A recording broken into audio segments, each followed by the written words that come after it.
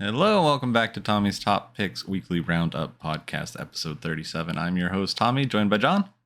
How's it going? Good. Tired. Yeah, we just got back. Yeah, we went camping this weekend. It was fun. It was fun. Yeah, it was a big group of people, a lot of gaming people. Good time, very good time, including Absolutely.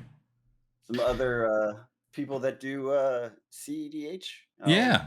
Not podcasts, but channels and such. So it was fun. Yeah, got to talk to them a bunch. Might be doing some content. We'll see. Cool. And yeah, maybe I'll learn be educated about CEDH. I do have an interest. Oh, I know. Yeah, it's crazy. But we kind of came up with this, not to spoil too much, but maybe a hint. We came up with an idea of possibly doing a Educate Tommy on CEDH, where you take someone that knows a decent amount about a variety of card games and a decent amount about Magic and Commander and EDH in general, but not the difference to break into CEDH, because it's never really been something I've thought about, but seems pretty cool. It is. I definitely like the big social aspect of it. It's a big draw to me. But cool. Well, we'll see that in a future episode, hopefully. Yeah, I don't know. I think it'd be fun. I think we should do more UPF. I think that's what I'm missing too with Flesh and Blood.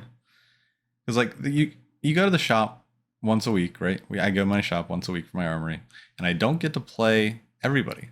Like, I get to see everybody, say hi to everybody, but you really get to have a longer conversation with the people that you get to play with. And if you're only playing 3 or 4 games, then you're only seeing really 3 or 4 people. And then it's late and people bounce real quick. But yeah, I mean, I'm hoping that this upcoming year, with the theoretical release of the PvE, does that, yeah, I feel like cool. That will fill the gap, because I agree, there's totally a gap there of that group gaming fun, and I'm hoping the PvE is the thing that fills it. It sounds like they're working hard on it, and they said this upcoming year, so hopefully we get to see it. I mean, that I think that will do it, though. That will probably do it for me, at least, because UPF is like, it's okay. It's okay. Yeah, I'm not a big fan.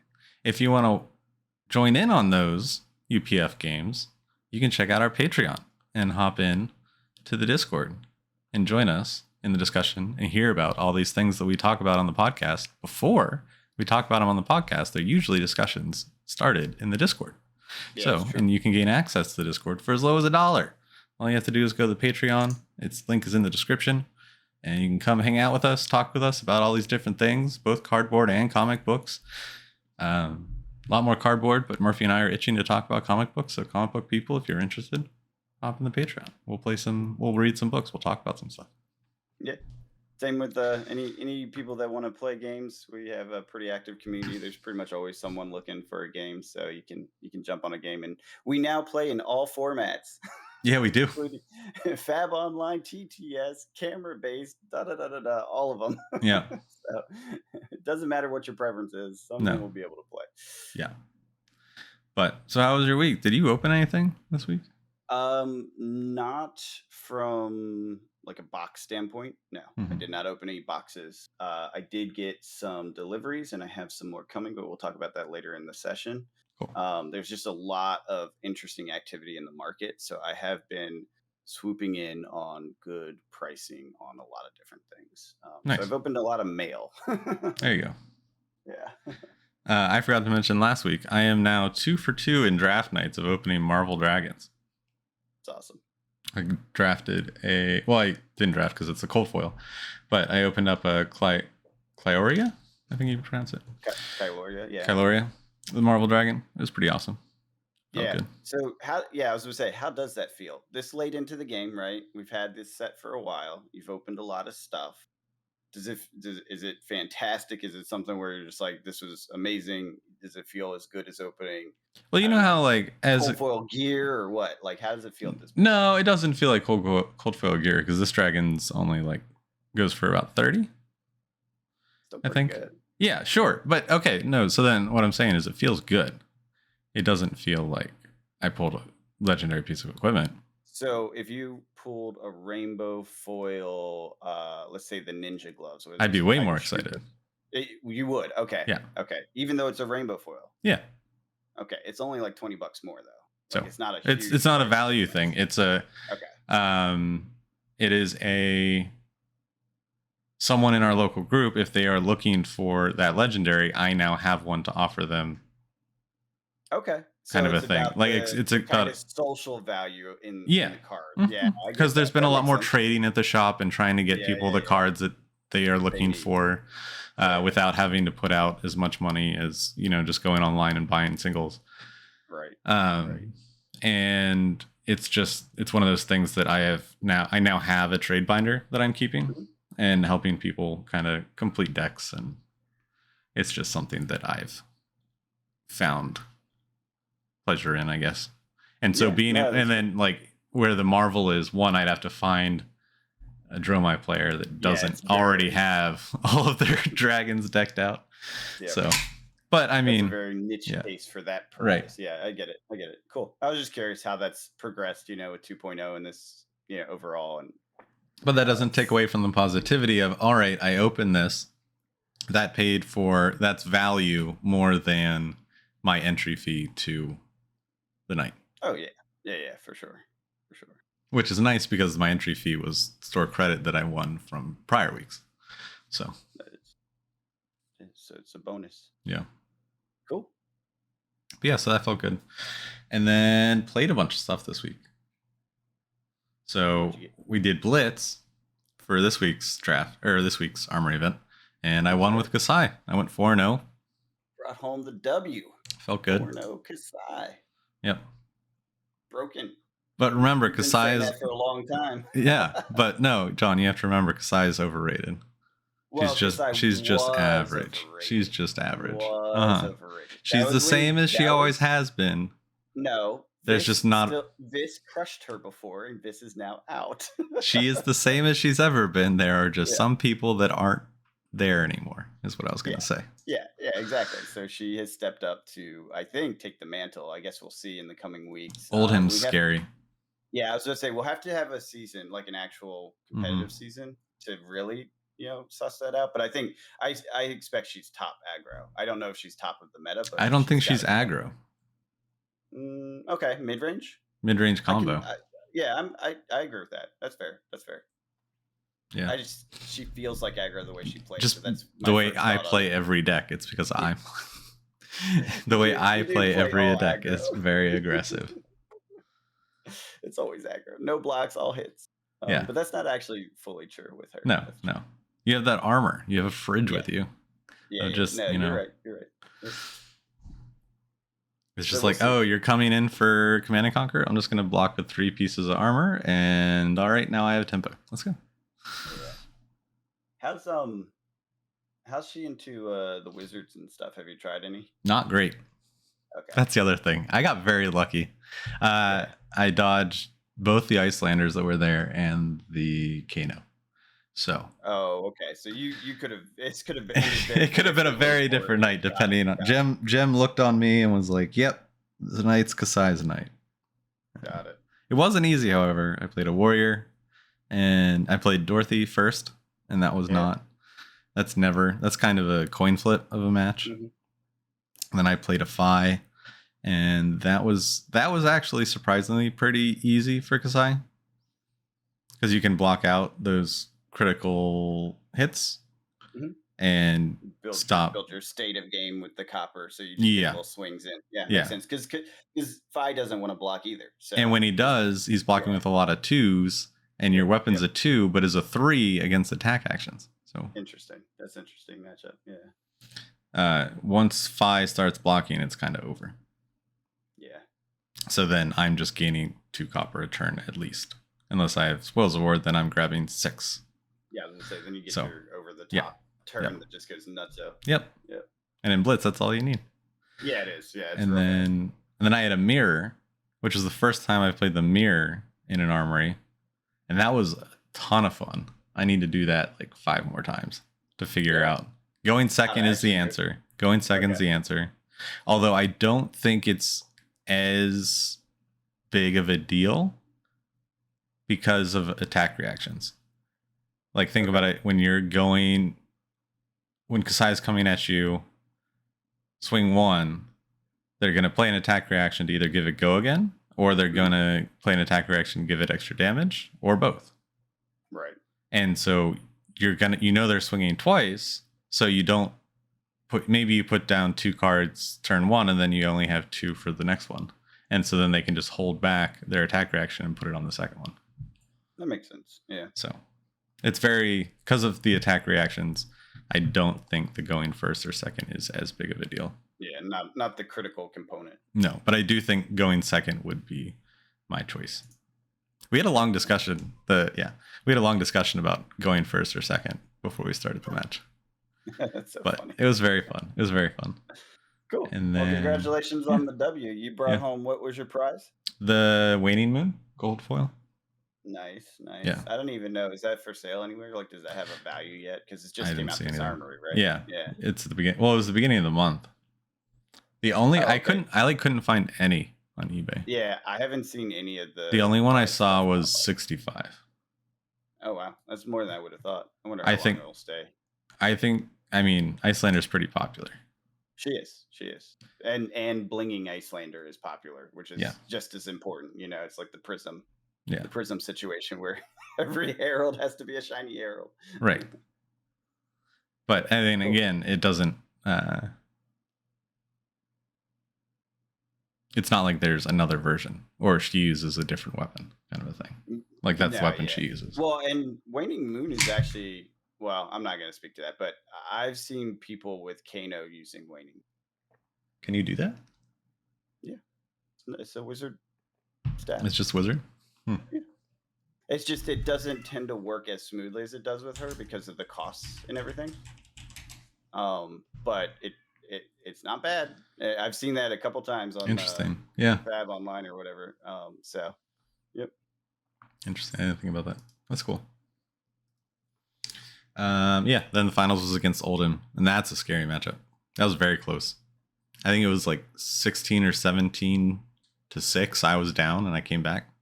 Ooh, nice. Yeah. Very nice. That was a battle. Came back with the big turn, huh? That was a battle. I was like falling asleep. Yeah, it was my all right, I'm using all my armor to block this turn. So you did nothing. Now I'm going to come back and you're going to have to respond. It's kind of and pummel, and like just the way Oldham can rip cards out of your hand is the number one thing Kasai does not want. Like all the blizzards, you lose go again, so you're not getting your second swing unless you pay 2. Yeah. So that is dangerous. Yep. There's a bunch of stuff in Oldham right now, and the pummels But I'm starting to dig on Oldham. Oldham might be my first real guardian. Do it. I approve. Yeah. I've been maybe you'll beat my Kasai then one day. Probably not, because I'm doing it CC. For Blitz, I just like Volda. Like, she's fun. We should do some videos. What if we did a series of videos of what if Kasai was CC, and I just built a CC Kasai deck and just ran the gauntlet? That would be interesting, just to see what it would look like. Yeah. Because I think there's high probability that she gets a adult hero sometime soon. Hopefully in this new set. Fingers crossed. Yeah, I mean, I wouldn't even care if it was like a talented one or not. I just want a plain Jane. Just give me Kasai. Yeah. No, and if they do that, it does, and then add some warrior cards that help with that. You know, I could see it, and it would be kind of cool. Should probably get specializations if they follow the Icelander pattern, right? Because Icelander got an adult and then 2 new specializations. Although Kasai already has specializations, so maybe she'll only get one. I don't know. It'd be kind of neat, though. Absolutely. And then the other in-person gaming I did was Dominaria Jumpstart, which was super fun. So I was talking to the guy at the shop. I didn't know this. The plan is that they're going to be doing these Jumpstart packs for every set moving forward. And it's a really cool idea. Like, you're excited about the new set. You want to play with the new cards. And you want to open packs. So you open 2 of these, and then you can start playing. Yeah, I think this is a perfect intro product. It strikes me as it. I want to play some. I want to get a better feel for it, like get a few sets in. but it feels like the perfect way to just quick play, quick start Magic. And so Rudy has been poo-pooing it. He's like, dump them, don't hold on to these. These are going to be a dumpster fire, blah blah blah. And I think he's missing the point. Um, he's looking at it from the speculative standpoint, which of course that's what his channel's about. So Right. more power to him. He's correct in that regard. I don't. This is think from a they're gonna gameplay be- perspective. Yeah, exactly. From a gameplay perspective, I think they're going to be a freaking blast. An Absolutely. easy way to And you jump can in mix with a new sets. set. Yeah. Yeah, you get the feel for it, whatever the new rules are or whatever, right? Because it's a very simplified version of that versus draft. And if they do end up getting rid of draft boxes, this becomes your Friday Night Magic staple. So I'm curious how True. that's going to play out. That I would doubt get. they're going to have. I don't think they can do that. I don't think it could work that way. Why? I would get real bored. Oh, really? It doesn't hold? No, as in like the decks would be so samey each week. Really? How many color combinations or how many color packs are there? There's one of each. There's only 5, and there's no variance to them. The only variance is one card. Yeah, okay, then that wouldn't work. How are they going to get rid of draft boosters? They're not. You can't. Yes, they definitely are trying. You can't. Definitely trying. They're my favorite product. I get it, but they are not the product with margin, and I don't know. These jumpstart boxes are going for like $80 on market, right? And draft is like what, 110, 120 now? Yeah, because you only like the jumpstart, you only need one. Like I feel like if you get one, you can make a bunch of different decks and then just have like you could buying a box of jumpstart is like buying a board game version of Magic, if you think about it. Yeah. So you open up all the packs, right? And then you mix 2 of them that you like together and 2 of them that you like together. Then you have a box of decks, and then you can just grab one and play. Yeah, that's going to be interesting because draft box sales are way down. Set boxes are more popular because people aren't playing in person yet. Yeah, there are. You have Friday Night Magic in every shop across this country. Like, but are they doing draft? Yeah. That's Friday not Night what. Magic's almost always draft. Okay, because at Red Caps it's like almost always Commander. That's surprising and interesting. I didn't know that. Yeah, a lot of them are draft. I guess maybe it's going away from it. I don't know. Commander's like it's been a while the thing. Since I spent a lot of time at Friday Night Magic, but it was always draft when I went to mine. Yeah, on Fridays at Red Caps it's Commander. I'm kind of tempted to go and bring. He was like, you should bring your Michonne deck to a Friday night. Yeah, is how competitive? Like what power level are you thinking? He said all over. Okay, so you can have some good matchups and some bad. Yeah. Is it 4 per table? Is that what they do? I don't know. Interesting. Yeah, that might be worth checking out too. Mm-hmm. Okay. Well, yeah. Okay, maybe Commander takes over for draft. Then you still lose your draft. It's just like the. Sorry. Yeah. I think it's hard, and I think the thing that Jumpstart does really well, even though you can do it fewer times, it does it really well is you can do it with just 2 people. Like you can get together with a friend and play some limited Magic. And how many times are you going to get together with that friend over the course of 2 months? It's not going to get stale that quick. And then you're going to have another set, and then you can play with those. Well, that's what I was thinking. This is where I was. Because it's not like, yes, it gets repetitive, but you'll have a new thing in like right around the corner. Always. And it could be fun. And this is what I'm thinking. I don't know. This is where I'm like, oh, maybe this does take over. If you're playing with grab bag, so you basically blindly grab 2 packs, and it may not be from the same set. So you have one pack from Dominaria, and you have another from Brothers War, and then the next guy over has one from one of the later sets and one from Dominaria. And you see what I'm saying? Like the mix and match of it. Yeah. If this becomes like a staple at stores, then that seems very interesting and varied. Like high variability as these sets go out, and it will take like 6 months, 8 months for Dominaria, jumpstart packs to no longer really be there anymore because they're not, re-upping on the shipping or on the distribution requests and whatnot. Because they're, you know what I mean? Because they're making the new set. Yeah, exactly. So it's kind of like out of print or pre-out of print, and they just don't want to keep buying them, in bulk. So eventually that will fall off of that cycle. I don't know. That was what I was thinking would happen. I thought it was a very interesting idea. I would like to play that, honestly, because I think the insane variability there would be great. Now, you do miss out on one major thing, and this is a key piece of Magic, so I can see this being the killing stroke on this idea. the multicolor, legendaries and stuff. Yep. You know, Yep. it's not you just don't get to use them ever, and No. that's a big piece of fun magic. Like Oh yeah. when you draft that It's very multicolored simple. bomb It's very dragon or whatever, simplified. yeah, Yeah. you're like, yeah, it's a different game. Yeah. So interesting. I don't know. We'll see. Yeah. It's a very simplified, limited version. I mean, it's Jumpstart. It's for new. I think it's for new players Sure. because there was very little I had to explain.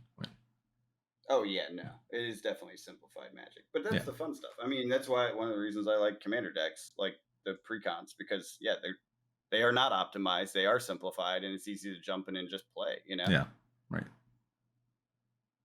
So, anyways, and then I played some Dominaria Standard and some Draft on Arena, which was fun. yeah, you like the set? I do. It's a lot of fun. I haven't had a chance to play yet. I really should jump into Arena and give it a shot. Yeah. You know how they have like the little bios or the little descriptions of the different ways to draft? It was very spot on. With like the color recommendations and whatnot. Yeah. I pulled a Liliana in my draft, which was pretty fun. That's awesome. Yeah. But yeah, enjoying that. Probably going to do some more of that. Maybe we can get a video up of some standard gameplay. Because so that's the thing I wanted to talk about with, yes, people are back and playing Magic, but is Magic trying to re-jumpstart standard with these good draft sets and make it, and like, because we just had the rotation, right? Mm-hmm. So moving forward, we can have a better standard that could push more competitive play back. Because you can see that they're making more posts and more initiative to bring back more competitive Magic events. I think it's a thing. I don't know how much standards the answer there, but they're definitely, you can feel it. They're shifting their product lines to do something different going forward from here. It's kind of like I think it's like the post-pandemic, battle plan, as it were. Part of it is with the interesting bring back things like Liliana of Avail and putting her in this. Bringing your Legends cards to get people to want to buy it and hold the value, right? They're just throwing a lot at this, and this whole year set. I mean, it's their 30-year anniversary, right? So right. I imagine they've been planning this for 5 years. Like how do we go real big for this year? So yes, I could totally see them going and launching a new, competitive tournament scene and trying to get it really hyped. I don't know. I'm not sure if they feel the pressure from LSS and that sort of thing, if they always had this plan for the 30 year, and that's why they killed stuff a few years ago, because they're like, look, we're transitioning, we're doing this thing post 30 year, we have a new vision, a new plan, blah blah blah. That would be very understandable and reasonable thing to see from them. So, but it does feel like they're amping up. I mean, the hype around this year is way higher than anything since we've been back. Yeah, that's for sure. So I'm excited. I know I'm super pumped. I know people are like, "Oh, it's going to be a bad set, Brothers War, this, that," and I'm like, I don't care. I'm just going to tell the story I've been wanting to hear forever. Shut up. Speaking of anniversaries, though, we're about to hit our anniversary, our first anniversary on Tommy's Top Picks at the end of the month. And How so is that possible? I know, right? We made it. We almost made an entire year of doing this. Insane. I can't believe it. All right, wrap it up. Pack it in. We made a whole year. Done. Call it. Call it a day. But yeah. So expect some changes. Nothing like major changes, just some upgrades. Things. Time to do some more. Time to do some more. Maybe some new, maybe fill in some days that we don't have anything with something. We're still pondering, figuring out what that's going to be. I got some new equipment to help make some cleaner videos. So future pack openings by me will look almost as good as John's. Hopefully, we'll see. And yeah. So just look forward to that. So before we jump into the main topic, I did want to say shout out to FabOnline/TalisharNet, whatever they're calling it now. It has been a joy because I have not had time to play in person, just to travel and everything else going on. Work is also getting a little crazy.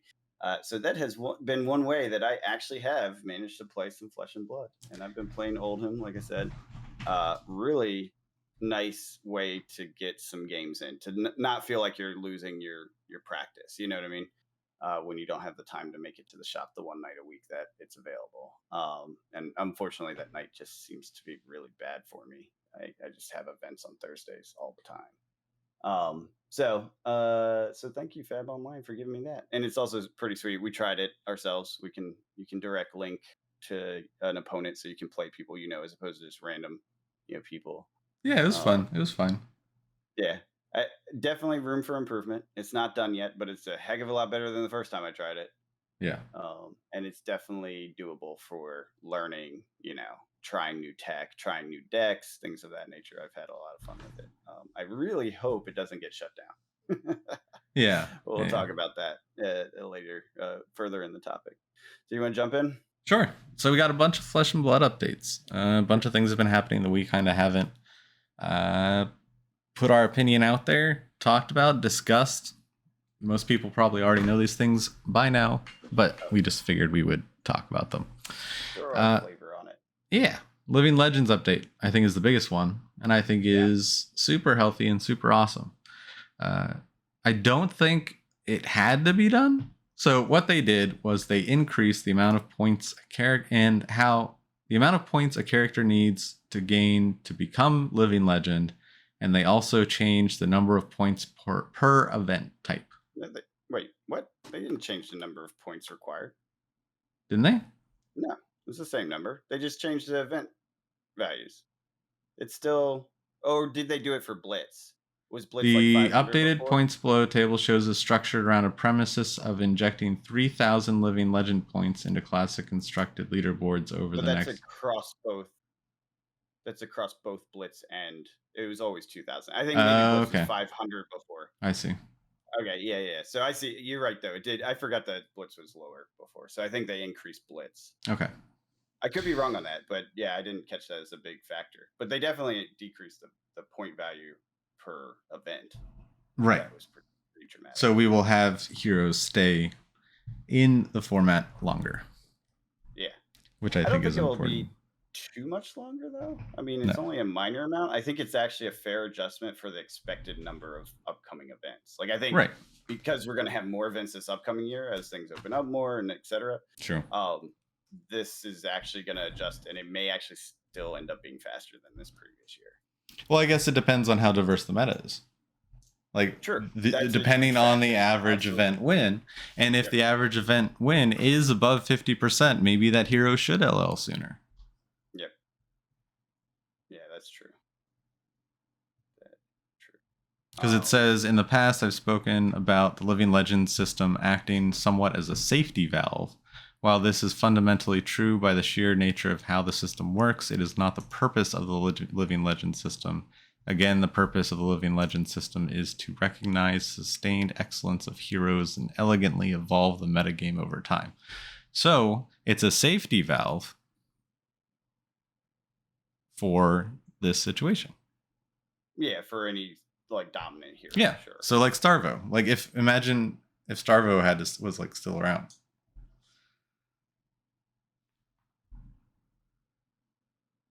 Yeah, I mean, he probably wouldn't be because he would have won other events, but yeah, I was gonna say, I think he proved it, right? Yeah, like that's what it was. He proved that this does that very well, or can do that very well. Yeah, I mean, I think it's good as long as they keep upgrading it. I think a lot of people were very, I don't know, excessive on this, like both negative and positive opinions. It's like, I feel like this is just natural, neutral. By the way, they've done this like 4 times already. Yeah, right? Like, this is not the first. This wasn't surprising. I mean, it's their game. They get to decide how they want to do it. They've done it between each year because I'm not sure exactly if it's every year, but they've done it multiple times specifically because more events are possible. And they're going to have to do it again down the road. Absolutely. Yeah, there's no, this is a yearly thing. Like, expect this every year with the expectation that their planning committee for whoever does the event planning says, okay, we're looking at 85 nats, blah, blah, blah, number of, callings, this many battle heart. You know what I'm saying? They're going to have a number. They're going to recalculate this every year. Because you don't want to reach a point where the meta is just boring because there's too many heroes in LL. Yeah, and I do have to say I appreciate that they gave some thoughtful narrative to kind of their thinking and what they want, what they see as a healthy rotation of heroes. Right. Because that we've never had before. We didn't know why they were tweaking the points, other than there's more events, less events, right? Now we have an idea of like we're looking to see a 15 to 20 month lifespan for every hero. That's the goal. That's what we'd like. That's ideal for us. For And if we're every not hitting hero? that for any hero, that should be the target hero lifespan of 15 to 20 months. Oh, sorry, for high performing heroes. The year is So 2035. Azalea stumbles into living legend yes, she's not a high performing hero. I agree. That may happen. from a pro quest in New Zealand. Got the last 2 points it needed. No, she'll get much sooner than that, I hope. No, but I think it's just funny how it's like yeah, no, you're right. to recognize Does the lead up. sustained excellence, and then you just have some heroes that'll just like fumble over eventually. Yeah, eventually they'll just default in Yeah, yeah. by accident. Yeah, that is true. But I mean that's a good target in my mind, right? You get Right. a year to 2 Oh, years absolutely. Yeah, for sure. top performing like superheroes, I right? agree. And I then agree. as long as they're keeping it relatively even keeled, I don't want too many. Well, I mean, Some that's why people you are have the good. banned and restricted and all those cards, Mhm. like those changes to keep them in check while they are in format. Yeah. I mean, I think it's good. I like Yeah. it. I'm a fan. I am. So if I you're know a playing lot a of high, people that are. Sorry, go ahead. I think it's frustrating for people because they get into they want to play this high performing deck because they're playing competitively. Like they want to play the best deck. You're a pro player, and then you go and you shell out for all those singles, and then the LL, and then you got to find a new guy, Yeah. and then you got to shell out for the new meta, and then the new Well, meta, and then that can be dangerous. That can be expensive. Here's the story. Every season of Magic, like every year, the top decks were different, obviously, because Right. standard rotated, etc. And you had to shell out massive amounts of money for that. And Oh yeah. that's No, I'm how not it saying always was. And right. I'm just saying Right. no, but my point is that like that's how it's always been in high tier competition. So expecting that to be not a thing for highest tier competition in this is not really fair. No, it's not. Um, so but I do get the point that yes, it is unfortunate, like you've been saving over the course of a year or two to get all the equipment you need, et cetera, and you have a deck and then it LLs out, and that's super sad. I get that is disappointing, but as long as they maintain what they've, they haven't promised, but they've stated they want to, which is that your cards will still be useful. Another hero will come up that fills the Right. holes. Sure. Then your cards aren't really gonna die and lose value. Like temporarily, yeah. on Or the you could market. just sell those cards. You could do that too, although that's probably the worst time to sell because that's when Right. everyone's gonna try to sell. Well, those are the people selling it. Yeah. But yeah, I mean, I just don't think it's that big of a deal. But I get it. Like some people, it's expensive to put a deck together, and that is a struggle. So I understand the complaint there. Just don't expect to be top tier and not shelling out money because that just isn't a thing. Yeah. It never has been. I agree. It's very similar. I think the one difference is in Magic, you're on a clock. Like when the cards rotate. I mean, we knew Prism was gonna. We were talking about this months ago. Sure. No. Like, Yeah. we knew Exactly. it was Right. coming. Right. But the other heroes you don't know.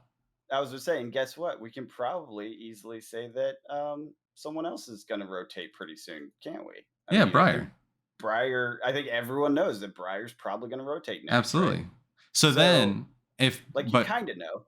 Yeah, but then it's like almost a domino effect where if Briar LLs before Viserai's chances of LLing go down significantly. We may have Viserai for a long time because he's not going to have Rosetta. Unless they give a new Runeblade in one of these sets. But that new Runeblade won't have Rosetta. But they might have a better weapon. That's not okay. Don't talk like that, John. Runeblade. That's not acceptable. It's been a whole set since we had a Runeblade, Tommy. No. We don't have a Runeblade. We have a Wizard Warrior, okay? It's very different. It's almost the same thing. It's very different. Yeah, exactly. But that's something we didn't talk about. We didn't talk about the Emperor.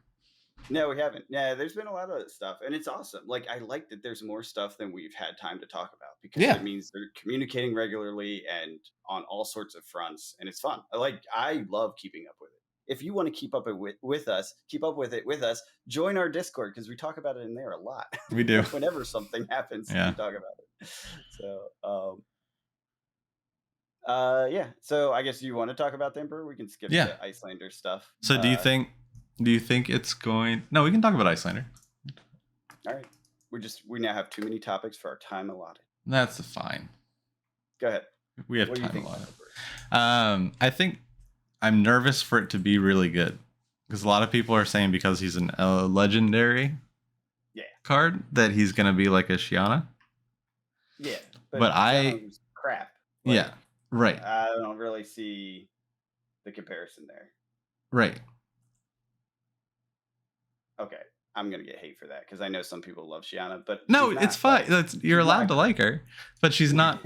She's not meta. You're not seeing her. I don't see her. Yeah. And then but I think you're gonna see the Emperor. I do too. Yeah. And I can see some nasty, like the Fable works with it gloriously. Yep. And I don't know. I have a feeling that it's gonna be good. Yeah, Drakai, Blood of Drakai. I actually, speaking of, we'll get to this in a second, but that is one of the things I picked up. I picked up a rainbow foil one specifically because the Emperor is probably going to use it, and it was dirt cheap. Because I was thinking about it, and the issue that you then cause your opponent when you sit down, you are a warrior, so you can have attack reactions, and so your opponent's going to have to be prepared for that. But they're also going to have to slot in AB because you're also a wizard. Mm-hmm. So what do? You don't know. And you won't know until that first hand comes out. Right. I don't think it's going to combo very well unless there's some really interesting cards. We have all of the dynasty set. There's going to be wizard cards and there's going to be warrior cards. You know they're going to be revolving around them. Absolutely. The question is, do they help tie together old wizard and old warrior cards? Because if they don't, then I feel like he's going to be a one or the other in most matchups. He's going to be a warrior or he's going to be a wizard with a few tricks in the deck, right? But it's blitz, right? You only have so many turns. So yeah, you only have so many cards. Optimized blitz deck with him, specifically with the fact that he pulls CNCs. So you already have. Well, he's not going to be playing a lot of your wizard staples. I know, that's my point. Yeah, because he only has the reds. Yeah, that's okay. Kano's a red based. He has red wizard stuff. There's lots of red. Yeah, but aren't a lot of the Majestics yellow and blue? Boom is no, I don't think they're blue. I think there's a few that are yellow, but there's no, Lesson Lava is a specialization. There's several that are red. So you're right to a degree. Again, this is where it will fill in because he is being presented in this set. So I imagine that the cards will be built around him to a degree. It's just a question of how much. So you're going to have Command and Conquers. You're going to have, the memory? What's it called? Shoot, I forget. It's the one that lets you pull your card out of your discard and pull it back into your deck. It's just a generic. It's going to go up in value. Remembrance? Remembrance could work. There was maybe Remembrance can't because that's non-attack actions. There's another one that allows you to get Command and Conquer back. Oh, yeah, we were talking about this in the Discord. Yeah, we were talking about it in Discord. I can't remember which one it is, but that'll let you get it back. So you're going to have 4 cards right there just straight out. That's pretty much a given for him and his core mechanic, assuming that's viable. And then beyond that, I think you're going to go strong wizard or you're going to go strong warrior with maybe a dash of something else. And again, this is all predicated on he doesn't have a weapon that says royal weapon.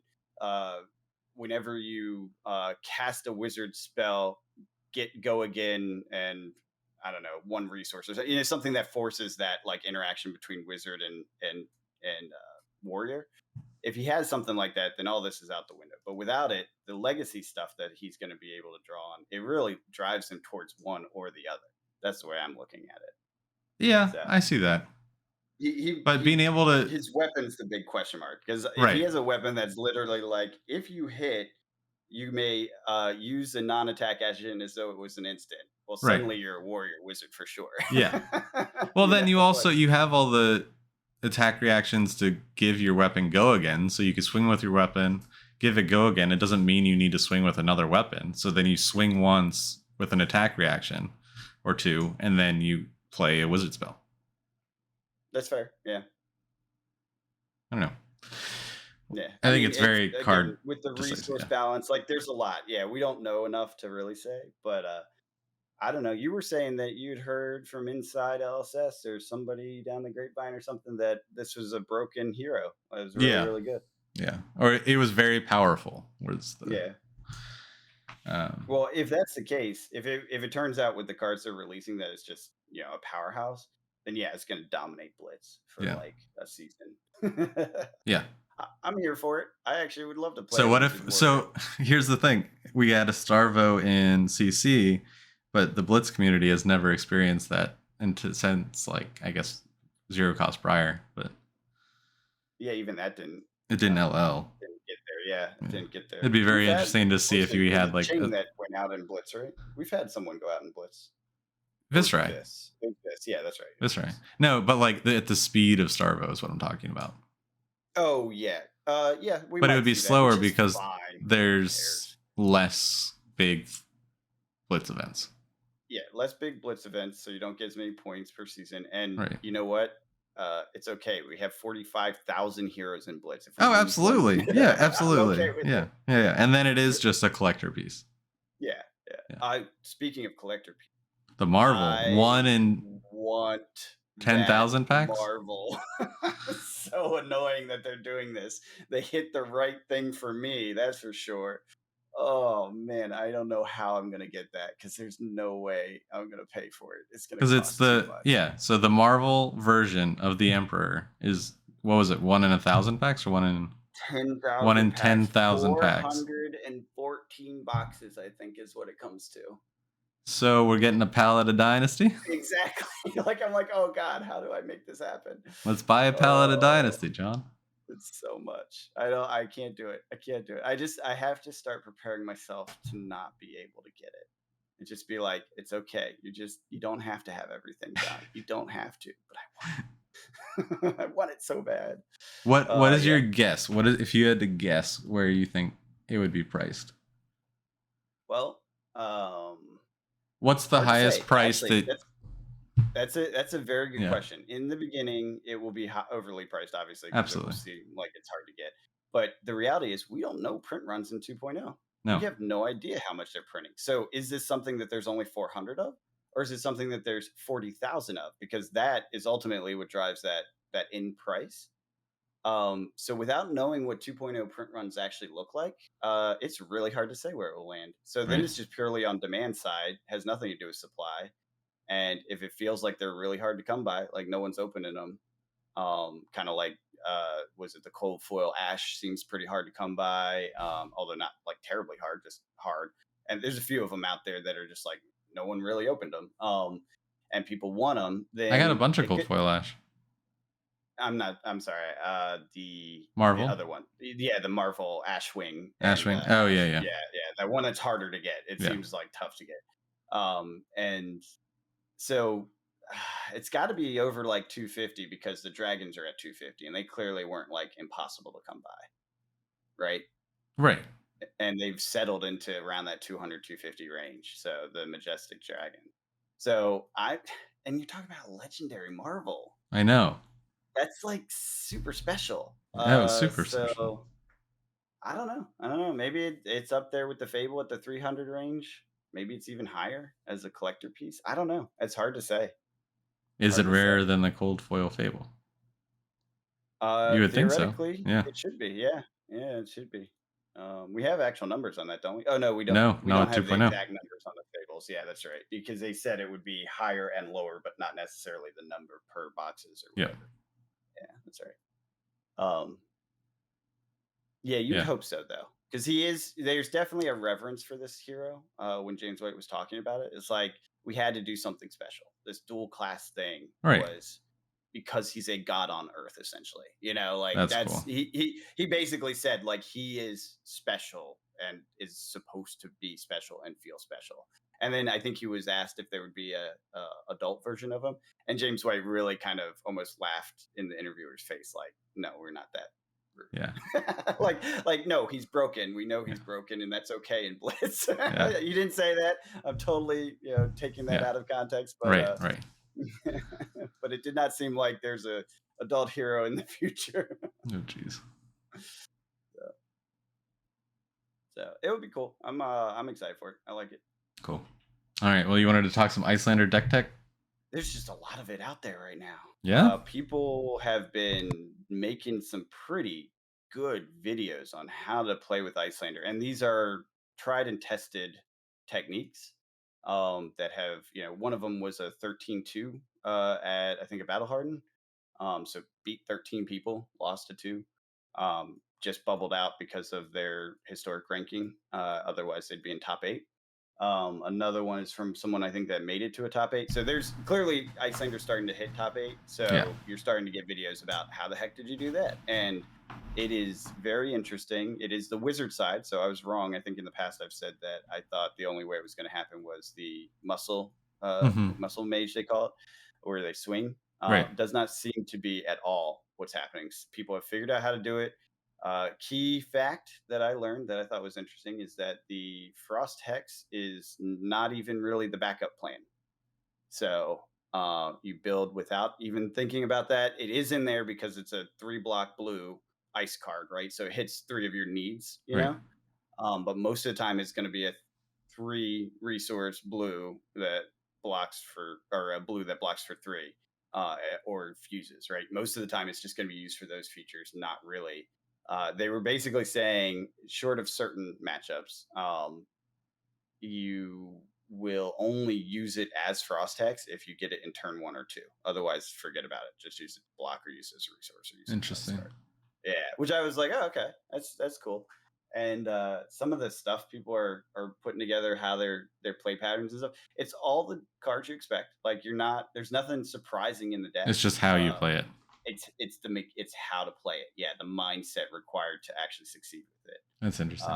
Yeah, it's very neat to listen to these really top players talk about this stuff. So I think Icelander's coming up. So it got so bad that I saw a clip or image grab of Flesh and Blood Online that said, "Please no Icelander, anything but Icelander." That was the name of the matchup because they're seeing so many Icelanders. It's because all these deck tech videos are coming out and people are like, "Oh, that sounds great. Let me try it." And then I think people are realizing how hard it is to do it successfully. It is possible. She is consistently strong enough. So I eat crow now because I said I didn't think she had it. I didn't think she was there yet. But clearly, better players than I have figured it out. So, which is not hard to be a better player than. No. I mean, if I can do it. Yeah, clearly. I mean, if videos are any record, you're way better than me. Is it like 30-1 or something at this point every time? Something like that. But yeah, no, I don't know. I might even be getting the bug of Icelander. I might want to start testing it out. We'll see. She's fun. She is fun as hell. I'm glad other people are jumping on it. I am a little bit over it. Well, I want something super different from. It's I don't know. It teaches you the game. Right, exactly. Playing Wizard teaches you the game. Will it be my new main? No, but it's something I want to learn, so that when I play against it, I can understand it. Yeah, it's absolutely valuable in that regard, and you learn way more. Like, so this is the fun thing I like about this. The flavor of Wizard is that the wizards actually understand the universe better than anyone else, because to play a wizard you have to understand how the stack works and how all these pieces of the game itself, the mechanics of the universe, actually work. And so it is, the wizards are relying on their arcane knowledge of the deep underpinnings of the universe of the game to actually be successful, because without it you will fail. Like, you cannot do it without knowing that stuff. Whereas a warrior doesn't really need to worry about stack or this or that, right? They just need to know about how to do reactions. Right. So I find that flavorful and fun. Yeah. But definitely a thing. Very much so. Definitely a thing. So that's all. That's all I want to say about it. She's coming up and she's viable. So if you're into Icelander, pick her up. I think I'm off Icelander right now because I realized that the way you have to play it is way hard for me. I'm not good enough at that. It goes into some pitch stacking stuff and stuff I don't have the brain space for. So I'm gonna move to something easier. Probably Oldhim, because he's easier. He is fun. He is. I'm enjoying my testing with him so far. So moving on. Mm-hmm. All right. A little market update. I'm sure I'll talk more about this stuff, but just stuff I'm buying. So we're seeing a pretty significant downward pressure on the overall collectible space. So I am buying up stuff. There is a lot of stuff up there that you can get at fairly decent prices. A lot of it's old school Magic because it's at good prices, and I've been wanting to get it for a while. I got some like Sarah Angels and stuff like that, old school stuff. But I also got some good gear that I never got. Like I picked up the Skullbone cross wrap for $30. It's been at You 30 did it bucks too. forever. Yeah. Yeah, it's 30 Yeah. bucks and I don't have it. I was like, well, I have my stack of like useful gear that's not like cold foil. It's just like if I ever want to play one of these, I'll have it, right? It was like it's 30 bucks. Why not? Right.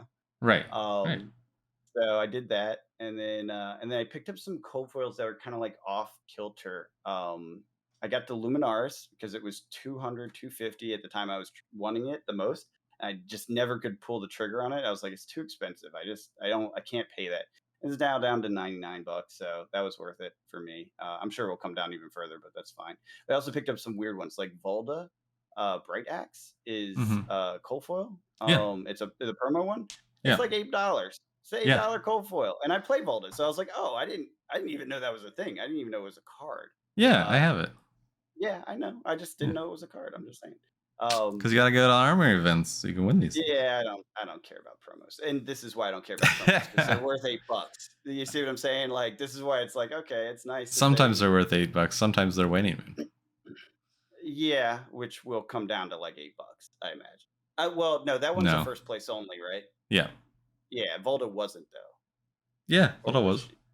Then expect it to be $8. Think about how many armories there are in the planet and how many times that's given out. 4 times the number of armories on the planet. And how many people that play Volta compared to how many people that play Icelander play for Icelander. now. Yeah. Yeah. Now. Yeah, we'll see. I mean, she's hot stuff right now, so yeah, of course it's gonna be high for a while. But I'm just saying, expect it to come down eventually. Oh yeah, for sure. Anyways, other thing, Teklo Plasma Pistol, another promo card, cold foil. Mhm. That was cheap. I picked up, like I said, the Blood of Drakai. It was $70, which I Mhm. figure is pretty good for a Rainbow Foil Legendary. It may come down further. I will pick up the cold foil on this, but I'm gonna stick with my guns on waiting until the next set comes out. Mhm. I have a feeling I'm gonna miss on that, just because the Emperor's a hint that there's Drakai based stuff. So Flame Scale Furnace probably is not gonna come down, and I'm gonna have to eat some price pump. Yeah. But that's okay. It's for the experiment. We're doing it because we said we'd do it, Mhm. So we'll see how that turns out. But I imagine some of those things, the things that will be viable for him, I'm not going to get a discount by waiting. In fact, I may have missed the bottom on those, which that's okay. And then I picked up some old school Magic, Frozen Shade, Unholy Strength, Sea Serpent, bunch of stuff. Oh, and some draft boxes. I have been picking up the more recent but older draft boxes. I got another Midnight Hunt box. I got some Zendikar because Zendikar I think is out of print now. I picked up Guilds of Ravnica mostly because I wanted that one. I have one, but I wanted a second one. And I picked up what else? Oh, I picked up Lost Origins because that was actually really cheap. I guess somebody was dumping, so I got it for like $90, which it hasn't even come out yet. Well, I guess it came out Friday or whatever. So, Nice. And then I got a bunch of Dominaria United collector boosters, but I was doing that anyways. So happy about that. Nice. Yep. And now I'm sad that I bought those Command and Conquers right before they announced Emperor. Because they were so low, I bought them, and I'm like, oh crap, they're definitely reprinting these. Yeah, absolutely, absolutely. So I'm gonna, okay, well, paid twice the value. I needed them because I didn't even like need them. I had a playset. Yeah. I was like, I just want a second playset so I don't have to keep moving them back and forth. Yeah, you could have just gotten a playset from opening Dynasty. Yeah, it's gonna be annoying, but that happens. Now you'll have plenty. Yep, throw them in your trade binder. People need them. No. I don't have one of those. I don't trade. I picked up a Foundry Heart, Teklo Foundry Heart. Oh yeah, you're getting on the dash train. Yeah, it's also one of the last legendaries I need for the collection. Nice. Trying to think if there's any others that I don't have, but I don't think so. Yeah, dash is all your speed. I'm actually surprised you haven't picked that up yet. Oh, I don't have a husk. I don't have like the. They're pretty cheap right now compared to I was looking at those. Yeah. Yeah. We'll see. Yeah, you should Eventually, check out Dash though, eventually, I'll because she complete the is collection. all your speed, man. Oh, All absolutely. I'm gas, planning on no it. I brakes, do plan on super it. dash. Yeah. Well, she's gonna LL fast. I actually think You there's think? a chance she goes out before Briar. I don't think it's a big chance. I think there's a chance, Right. because of how she plays and how powerful she is. Right. Like Briar's a little bit harder set up, and luck. Right. Dash is once you know the lines, you do the lines There and is no you luck. win. Yeah, exactly. There's not a high roller, function to it That sounds anymore. wonderful. Yeah, exactly. So I think Dash has a chance to go out before Briar if like that battle hardens any indication where no Briar made it to the top 8. Right. Right. If it, the popularity drops down, Dash becomes the new kind of hotness on the aggro side. Then I could see her getting there first, but we'll see. That's a very very small chance. Like I'm not saying that's a huge possibility. I say it is possible, not Right. highly probable though. So Makes that's sense. it on the buying stuff. You just want to jump into some other news? Sure. Yeah. So wanted to touch on Grand Archive, the game John and I have been talking about every so often, has been delayed again. I believe it's February next year now that we'll be getting it. Yeah, that's when it will hit the bot like your hands Right. essentially is February. Yeah. And we are going to be getting a bunch of updates, though. They did kind of. I was glad when they announced that negative news that they had a bunch of positive news to kind of bring it back, which I think was smart. They talked about the organized play. They put up a whole article about how they plan on doing that. They announced a tournament. And I think it was the new hero. The new and hero. yeah, new hero. That's the most hype. Yeah, that's super exciting. I was gonna lead That's the into part it, I was but excited about. The rest of it, I'm like, I don't care. I just want that new hero. Yeah. So that would be fun. The tamer. So that'll be a lot of fun. Yeah, was that like water healing and pets? Is Yeah. kind of the concept. Yeah, I love it. I love it. She's I'm blanking on her name, but I got some stuff in the mail from Grand Archive. So I got a deck box, a playmat, and some promo packs. But the deck box is of the tamer. Nice. So very exciting. It's like high quality deck box. I was impressed. That's good. That's good. Yeah. Speaking of deck boxes, where's the freaking Professor's deck box? We all bought that 1 billion years ago, I feel like. Yeah. Where is that? That's the Kickstarter that hasn't delivered yet. I don't think they're late. I just think they've shown updates recently. And I did when it finished, like when it went up, the expected delivery date was longer than I thought it would be. So he did give plenty of time. Yeah. Okay. Fair. Just on this, delayed cardboard story, I 1,000% expect Source Free to drop an announcement sometime soon that they're going to be late as well. Oh yeah. The reason I say that, they have decided to go with, based on the recent news, a very cool cold foiling technique. So it's almost like a rainbow foil and cold foil combined. And it looks phenomenal. And they are all about like top quality product. They want it to be the best, which they've said since the beginning. That's why they hired real artists to do, not real artists, I apologize, painting artists that use canvas and paintbrush to do the art for it, right? That's why they wanted that, because they wanted the art to be that quality, that level of work. And not to disparage on digital artists at all, because it's totally real art as well. I just misspoke there. But just that's their approach to the whole thing. And so they did talk about the technique. They did give some updates. They were supposed to be giving us the boxes in November, I think is what they said. I just can't see that happening. Like what? I don't know how they're going to pull that off with the fact that they were still making changes to the foiling techniques, like a couple weeks ago, with the fact that they were, from what I understand, still changing some of the text on the cards maybe a month ago. I mean, I don't think printers turn stuff around that fast. I just don't. No. I don't know. Like, I'm speaking without experience, but it just, from what I see with Magic and the timing delays that happen and all this stuff, I just can't see it being in the printer and in our hands in a few months. I could be wrong. I'd love to be wrong, but I fully expect them to be like, hey, it's going to be February, it's going to be March, or like. Yeah. I mean, with Grand Archive, they were quoted like they're using this special kind of paper that's pretty popular in Japan, and they were quoted X amount of weeks to be able to acquire enough of it to do the printing, and then that time doubled to tripled. Yeah. I mean, and that's just for it to come in.